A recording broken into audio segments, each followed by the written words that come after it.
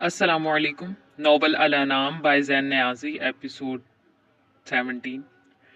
इस भरी दुनिया में एक मैं ही हूँ जो ये जानता हूँ शहरी कि तुम्हारा बाप कौन है। वो कह रहा था कि वो उसके बाप को जानता है। क्या वो वाकई में जानता है? एक गहरी खामोशी का दौरानिया गुजरा था। ऐसा लगा था दुनिया थम गई हो, या शायद अब उसकी समाज सिर्फ एक नाम सुनना चाहती थी। सिर्फ एक नाम। होंठ खुलते थे फिर बंद हो जाते थे। कौन है मेरा बाप? आवाज किसी खाई से आती महसूस हुई। लगता था या तो कंधों का बोझ पल भर में जायल हो जाएगा, या ये कंधे मजीद झुका दिए जाएंगे। ये किस्मत भी बड़ी ही जालिम चीज है। सिर्फ एक नुक्ते तक पहुंचने के लिए भी हजार मरहलों की ख्वारी है। तब कहीं जाकर मनचाही मंजिल नसीब होती है नहीं था। शहरियार, तुम्हारा बाप उसी दिन मर गया था जिस दिन तुम्हारी माँ ये दुनिया छोड़ गई थी। तुम्हारा बाप कोई बुरा इंसान नहीं था, ना ही उसने तुम्हें या तुम्हारी माँ को कोई धोखा दिया। वो एक हादसाती मौत का निशाना बना था, और वो मौत तुम्हारी माँ की भी जान ले गई। वो बाखबर था मुस्तकबिल से, जानता था कि आगे की जिंदगी कितनी मुश्किल तरीन होने वाली थी। ये सब उसका कसूर नहीं था। अगर किसी का कसूर था तो वो वक्त और हालात का था, जो साथ होते हुए भी कभी वफा ना कर सके। लेकिन तुम्हारा बाप वफा करना जानता था, अपनी आखिरी सांस तक। तुम्हारी शनाख्त, वो कहते कहते एक लम्हे के लिए रुका था। तुम्हारी शनाख्त तुम खुद हो शहरियार। क्या तुम जैसे बहादुर लड़के को सरवाइव करने के लिए किसी की शनाख्त दरकार है? नहीं शहरियार, तुम अपनी शनाख्त खुद हो। खुद को पहचानो। क्या तुम भी उन टिपिकल लोगों जैसी सोच रखने लगे हो? तुम्हारी अपनी वैल्यूज कहाँ गई हो, कहाँ खो गई? वो शहरियार जो हर मुश्किल वक्त को बड़े ही तहम्मुल से पीछे छोड़ आता था, खुद पर हावी किए बगैर। शहरियार, तुम्हें मूव ऑन की नहीं, बैकअप करने की जरूरत है। शहरियार एक मस्बत सोच रखता था। वो खुद को जानता था, पहचानता था। उसका तारुफ किसी का मोहताज नहीं था। तुम्हें खुद को मनवाने के लिए किसी के नाम की जरूरत नहीं। तुम्हें खुद को मनवाना है पहले ही की तरह। अचानक उसके मोबाइल पर बेल हुई थी। शहरियार ने मोबाइल कान से हटाकर एक नज़र स्क्रीन पर डाली। ऐना की कॉल। कहीं लाइबा ने तो। वो भी यही सोच रहा था कि दूसरी तरफ से कॉल खुद ही मुनक़ता हुई। शहरी ने कुछ सोच कर अब अनमता की कॉल अटेंड की थी। हेलो शहरी, तुम कहाँ हो? वो कुछ घबराई हुई लगी थी। घर में ही हूँ। खैरियत? नहीं, खैरियत नहीं है शहरी। क्या तुम्हारी लाइबा से कोई बात हुई थी? उसकी तबीयत अचानक खराब हो गई, उसे हॉस्पिटल लेकर गए। हॉस्पिटल? वो नासमझी से बोला था। हाँ हॉस्पिटल। अभी मैंने उसका मोबाइल देखा, उसने तुम्हें इतनी कॉल्स की हुई हैं। सब ठीक है ना शहरी? कुछ ठीक नहीं है ना। ये सब मेरी गलती है, सब मैंने किया है। अपना सारा डिप्रेशन मैंने उस पर निकाल दिया है ना। उसने जब से अपनी कनपटी को छुआ। शहरी, तुम ऐसा कैसे कर सकते हो? वह हैरत से बोली थी। शहरी, अगर कोई प्रॉब्लम भी थी तो तुम्हें मुझसे डिस्कस करना चाहिए था। चाहे कितना भी बड़ा मसला हो शहरी, हम दोनों एक दूसरे की फैमिली हैं। तुम मुझे नहीं बताओगे तो और किसे बताओगे? तुम्हें पता भी है तुम्हारी बातों से वो कितनी डिप्रेस्ड हुई है। क्या मेरा भाई भी उन टॉक्सिक मर्दों की तरह है जो लड़कियों को मेंटली अब्यूजेस देते हैं? शहरी, तुम। वो गुस्से के आलम में बोलते बोलते ही एकदम रुकी थी। शहरी, अगर तुम इस तरह करोगे तो मैं कभी भी लाइबा का फैसला तुम्हारे हक में नहीं दूंगी। तुम अच्छे से जानते हो कि तुम मुझे कितने अजीज हो, लेकिन लाइबा भी मुझे उतनी ही अजीज है शहरी। तुम सोचो, अगर राहिम, तलहा या मम्मी पापा को इसके बारे में पता चला तो उनका क्या रिएक्शन होगा? वो उनकी इकलौती बेटी है शहरी। ऐना। ऐना, मैं सब ठीक कर दूंगा ऐना। मैं उससे माफ़ी मांग लूंगा। मुझसे बहुत बड़ी गलती हो गई। मैं तो उससे बहुत मोहब्बत करता हूँ। मैं उसके बगैर ज़िंदगी का तसव्वुर भी नहीं कर सकता। मुझे मुझे पता नहीं क्या हो गया था। लाइबा के बगैर शहरियार कुछ नहीं। मैं उसे खो नहीं सकता। शहरी। शहरी, कुछ नहीं होगा उसे, तुम परेशान मत हो। मेरी अभी राहिम से बात हुई, वो ठीक है। और तुम अभी यहाँ आ रहे हो मुझसे मिलने। मैं इंतज़ार कर रही हूँ तुम्हारा। फिर बैठ कर बात करते हैं। क्या हम उससे मिलने जा सकते हैं? वो बोला था खला में कूदते। मैं राहिम को कॉल करके पूछती हूँ। मैं बस 15 मिनट में आ रहा हूँ। अब कि उसने व्हाट्सएप ऑन करके लाइबा की चैट ओपन की थी। शहरी, तुम क्या समझते हो? तुम हाँ कहोगे तो मोहब्बत हो जाएगी, तुम ना करोगी तो खो जाएगी। जज्बा मोहब्बत पर मेरा कोई इख्तियार नहीं शहरी। चाहे तुमने ना की हो, लेकिन मैंने की है। तुम कहते हो मैंने कभी तुम्हें सीरियसली नहीं लिया। एक तुम्हें ही तो सीरियसली लिया था शहरी। आह, उसने जब्त से आंखें मींची थी। कुछ टूटा था बहुत जोर से। आवाजें अब सुनाई देने लगी थी। लाइबा, अब कैसा महसूस कर रही हो? मारिया हाथों में ताज़ा फूलों का गुलदस्ता थामे रूम में दाखिल हुई थी। लाइबा उसे देखते ही होंठों पर एक जख्मी सी मुस्कुराहट लिए अब उठ रही थी। साथ ही बोली, मैं ठीक हूँ मारिया। मारिया अब उसके पास आ बैठी थी, साथ ही गुलाब के फूलों का गुलदस्ता उसे थमाया। पूरी रात मुझे नींद नहीं आई। इतनी आदत हो गई है तुम्हारी। पूरा कमरा बिल्कुल खामोश है कल रात से। कमरा क्या, पूरा घर। सब उदास उदास से आते थे घर, फिर वापस हॉस्पिटल। रात से राहिम भाई, तलहा अंकल, आंटी शहरी सब यहीं थे। अनमता को आंटी ने घर भेज दिया था। वो जो निगाहें उसके चेहरे पर जमाए जख्मी मुस्कुराहट लिए उसे सुन रही थी। शहरी के नाम पर एकदम दिल धड़का था। बहुत जोर से उसने महसूस किया था। क्या शहरी भी आया था? वो खाली खाली सा पूछ रही थी। हाँ, वो तो अभी भी यही है, मारिया ने कहा। मेरा फोन, मेरा फोन कहाँ है? वो अब साइड टेबल पर इधर उधर देख रही थी। तुम्हारा फोन घर है अनमता के पास। बस थोड़ी देर तक हम घर जाने ही वाले हैं। अभी राहिम भाई की बात हुई थी डॉक्टर से, अब तुम घर जा सकते हो। तुम आज एथन हाउस नहीं गई? लाइबा ने पूछते साथ उन गुलाबों के फूलों की खुशबू खुद में उतारी। तुम्हें मिले बगैर कैसे चली जाती? मारिया मुस्कुराते हुए बोली। दोपहर के 12 बजे थे जब राहिम को अजलान और कासिम की तरफ से कॉल मौसूल हुई। वो तीनों एक ही कॉल पर जुड़े थे। आज उन्हें टैक्सला के लिए निकलना था। लाइबा खैरियत से घर आ चुकी थी। वो अब अपनी ऑपरेशनल किट में अपना ज़रूरी सामान, असलहा, दस्तावेजात, कम्युनिकेशन डिवाइसेस वगैरह बेहद सलीके से तरतीब दे रहा था। तभी वो बिना चाप के कमरे में दाखिल हुई। उसने महसूस किया था, बोला कुछ नहीं था। हाथ वैसे ही मुसलसल सामान को तरतीब देने में मसरूफ दिखाई देते थे। अब आप ना ज़्यादा एक्टिंग मत करें। वैसे भी पता तो चल ही गया होगा आपको कि मैं आई हूँ। वो अब खफा से कहती उसके बराबर में आकर खड़ी हुई थी। राहिम जो झुका हुआ सा अपने काम में मसरूफ था, अब उठकर उसे उसके सामने खड़ा था। उसकी नीली आंखों में झांकने के लिए उसे थोड़ा सा झुकना पड़ता था। वो कदमें उससे थोड़ी छोटी थी। राहिम ने उसके गुस्से में फूले गालों को छुआ था, जो कि शदीद ठंड के बायस सर्द थे। उसके गर्म हाथों का लम्स उसे सुकून बख्श रहा था। गाल देखो कितने सर्द हैं। सुकून से बैठती नहीं हैं आप। लाइबा से मिलने गई थी मैं। वो अब भी चेहरे का रुख फेरे खफा सी बोली। आज तो उसका खफा होने का दिन भी था, क्योंकि आज से फिर कई रातें और कई दिन उसे देखे बगैर, उससे मिले बगैर गुजरने वाले थे। राहिम ने अब उसे कंधों से थामकर बेड पर बिठाया था। वो खफा नहीं थी, वो उसकी जुदाई से, उसकी दूरी से डरती थी। तुम्हें डर लगता है मेरे जाने से? वो उसकी आंखों में देखते पूछ रहा था। अनमता ने आदतन उसकी हथेली फैलाकर उसकी हथेली पर अपना नाजुक सा हाथ रखा। राहिम उसे देख रहा था बहुत गौर से। आपके जाने से डर नहीं लगता राहिम, आपके आने से डर लगता है। कि आप किस तरह आएंगे? खुद चल कर आएंगे? उसने जुमला अधूरा छोड़ा था। उससे पहले आंखें आंसुओं से तर होती, वो उससे लगकर चेहरा उसके सीने में छुपा गई थी। उसकी जुदाई, उससे दूरी अजाब थी। उसका दिखाई देना, उसका फिक्र करना, उसकी मोहब्बत, वो इस सब की आदी थी।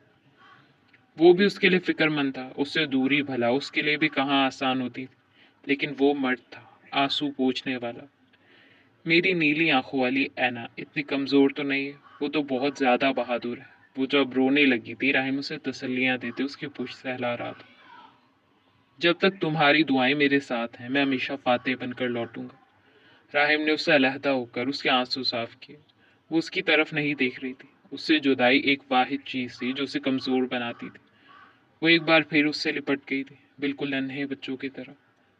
उसने सामने रखी फाइल से निगाहें उठाकर अब वॉल क्लॉक की जानिब देखा था। दोपहर के 2 बजने में सिर्फ 15 मिनट बाकी थे।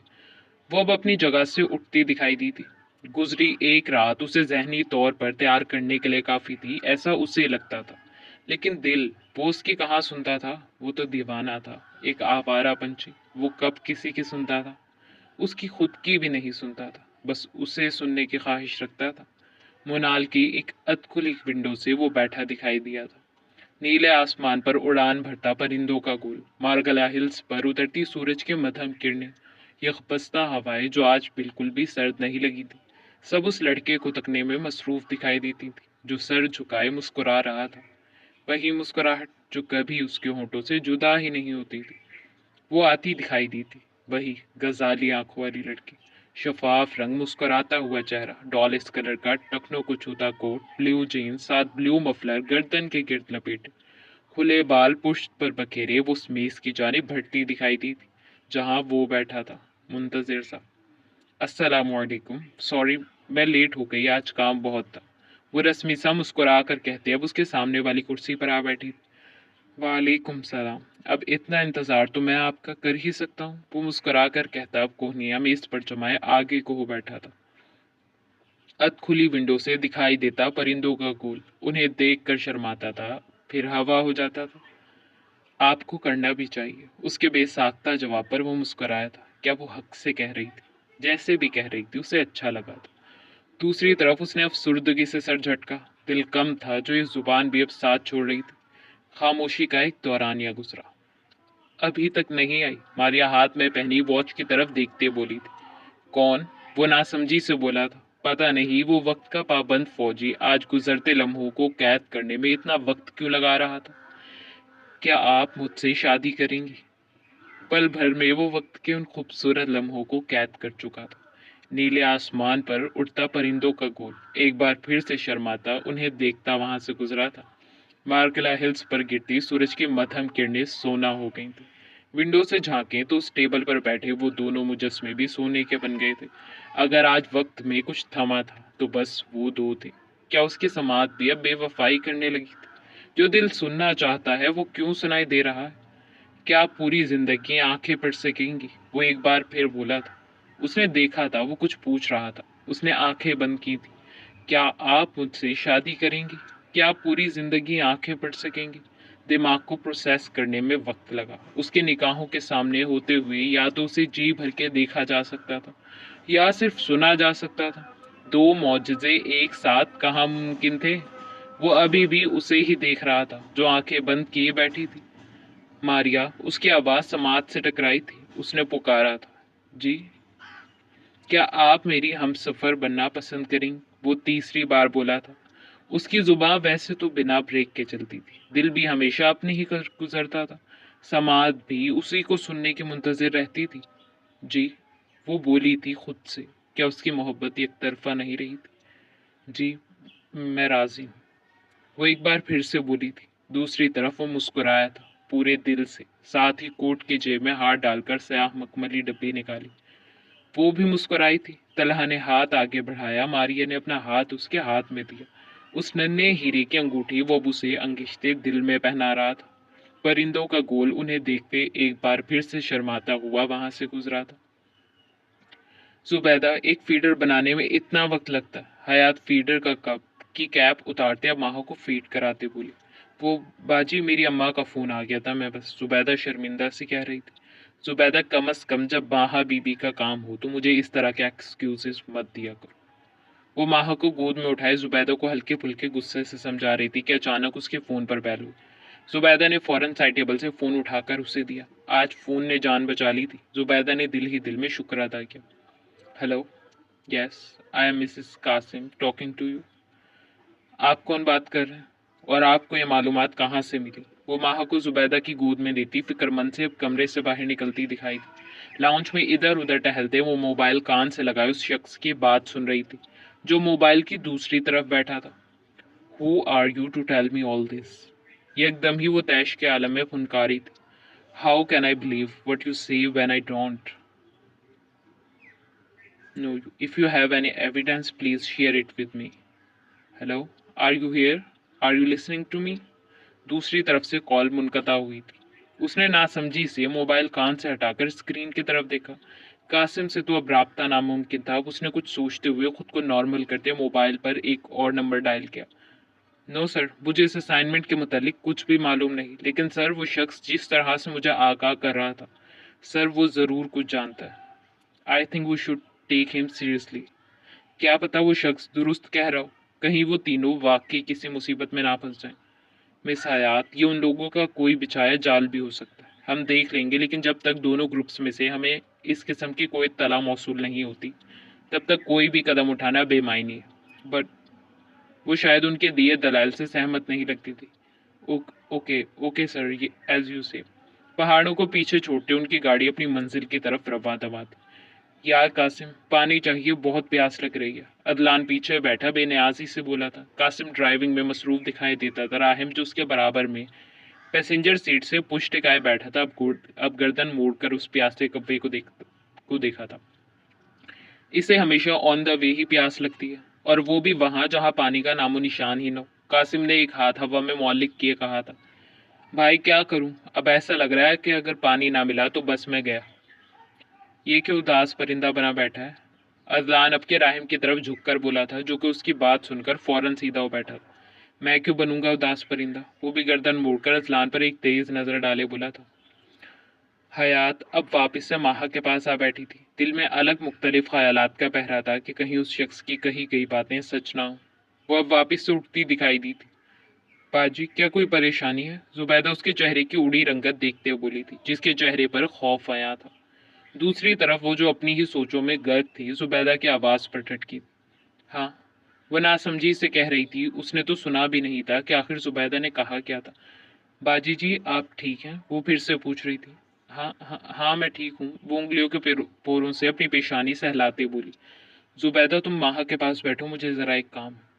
वो उसे कहते अब उठकर बाहर की तरफ बढ़ती दिखाई थी। उसके कदम ऊपरी मंजिल की तरफ थे। वो कासिम के ऑफिस रूम की तरफ बढ़ रही थी। चाहे उस शख्स की बात में सच्चाई हो या ना हो, लेकिन कम अज कम वो उनके मंसूबे की थोड़ी बहुत आगाही तो हासिल कर ही सकती थी। क्या पता इस तरह ही वो किसी नुक्ते तक पहुंच सके। कासिम का लैपटॉप उसके सामने खुला था, लेकिन वो हमेशा अपना डाटा यूएसबी डिवाइसेस सिक्योर करता था।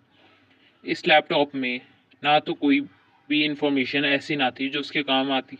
वो अब के वहां से उठकर लॉकर्स की तरफ बढ़ी थी। उन लॉकर्स पर बायोमेट्रिक लॉक था। वो सिर्फ कासिम के फिंगरप्रिंट्स की तस्दीक से ही ओपन होता था।